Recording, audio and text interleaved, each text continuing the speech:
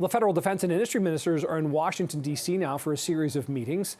Anita, Anand and Francois, Philippe taking part in a roundtable discussion this morning at the Wilson Center Canada Institute, where they discussed shared priorities with the U.S.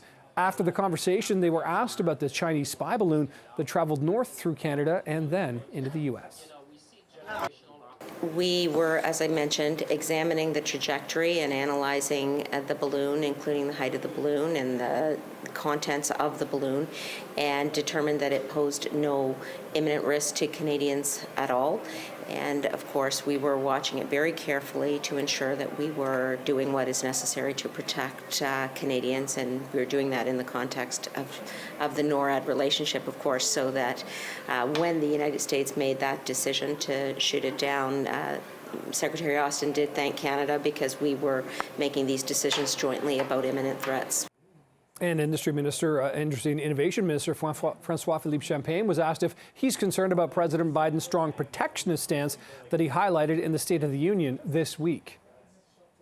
Obviously, I watched the State of the Union address with much interest, noted the comments in the speech, and I would say a number of these measures were already somehow announced before. But what I think the takeaway of that for me, and that's why I said this morning, is what's the big prize between the United States and Canada is how can we innovate more together, how we can manufacture more together, and how we can sell more together to the rest of the world. Now, the visit was also aimed at strengthening the integration of the defense industrial base, which creates well-paying jobs, growth, and resilience on both sides of the border.